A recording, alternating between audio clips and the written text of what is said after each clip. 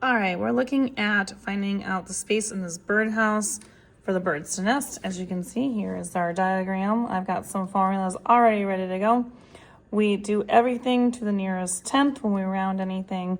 So we're going to start off with the pieces of information I have here. We do know this is a square-based prism, and it's going to be a square-based pyramid as well, because the whole base of this is marked by these little lines, which means that they're congruent. So if this is 5 inches, then every single piece down here is 5 inches. Now, it is a different height, so that's going to be still a rectangular prism, but it is a square-based pyramid at the end here for this.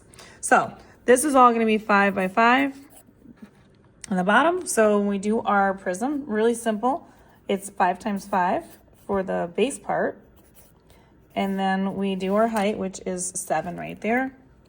5 times 5 is 25, and then times the 7 gives me a volume of 175, and we're talking about inches here, so inches cubed. Now we are going to add the top part because we're going to use that as well. Now we know the base of this is a 5 by 5. But we don't have the height here. We have a slant height here. This is not going to help me any because I really need to have a vertical height. So I do need to figure out what the height is for this in order to solve this. So what I am going to do, the slant on this is 6 right here. So then I know.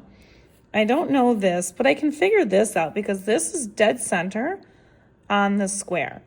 So that means that the leg here is going to be 2.5. And then it's going to be 2.5 here. So I can figure that out based off of that because I have the 6-inch hypotenuse. So I'm going to use the Pythagorean theorem here to solve this.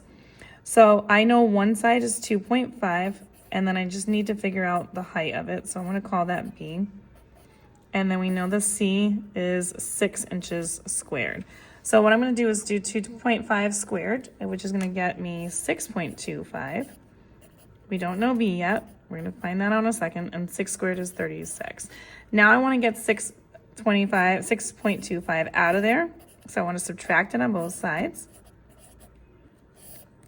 That's going to cancel that out, leaving me with B squared is equal to 36 minus 6.25, which is 29.75.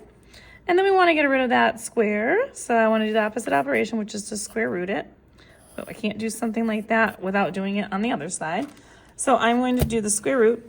It's going to be seconds, and then you hit the square root button right down here. We're going to type in 29.75, and there you can see we get a rough approximation of about 5 point. We're going to go with 5.5 because 4 would round up because of that 5 after it. So this is going to be about 4, rounding the 4 up to about a 5, and this is inches.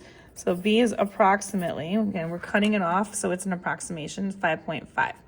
Now that I have that, I can now plug that in order to solve this. So length and width, we know the length and the width are 5 and 5. 5 times 5, and then we're going to round that height is 5.5. And then we're going to divide that by 3. So 5 times 5 times 5.5 gives me 137.5 divided by 3 gives me a terrible number, but it's an approximation of about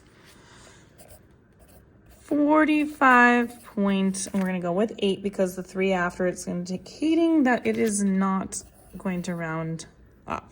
So that is about 45.8 cubic inches for the pyramid, and then we want to add that to the 175.